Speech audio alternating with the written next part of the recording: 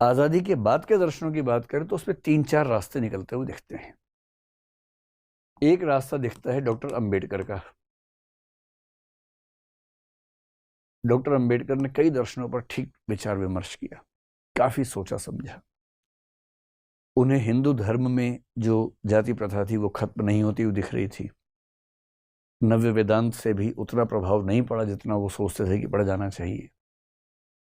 तो उन्होंने अंत में तय किया, उन्होंने पूरा मार्क्सवाद को पढ़ा, सारे धर्मों को पढ़ा, सबको खारिज कर दिया। पूंजीवाद को पढ़ा, उसको खारिज कर दिया। एक बार उनको सिख धर्म में रुचि होने लगी और बाद में उन्होंने अपने मृत्यु से 2 महीने पहले अंततः 1956 में ये तय किया कि मैं बौद्ध धर्म में जाऊंगा, लेकिन बौद्ध धर्म को वैसा स्वीकार नहीं किया जैसा बौद्ध धर्म था, न हीनयान न महायान।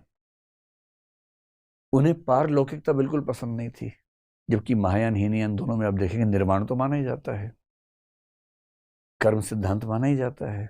उन्हें कर्म सिद्धांत में भी रुचि नहीं थी, निर्माण में भी रुचि नहीं थी। तो उन्होंने कहा कि मैं अपना ही बनाता हूं, और तब उन्होंने बौद्ध धर्म का एक नया रूप स्थापित किया जिसको बोलते हैं नवयान,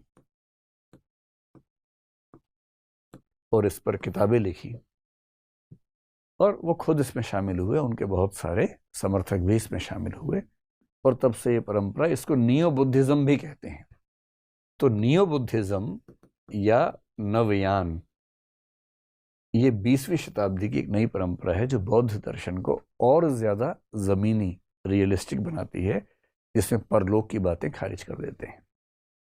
इन्होंने एक चिंतक को आधार बनाया कुछ चीजों में, आपने शायद नाम सुना होगा उसका, अजित केशकंबली नाम के एक चिंतक हुए इतिहास में, जो चारवाक परंपरा से उनका बड़ा गहरा जुड़ाव था।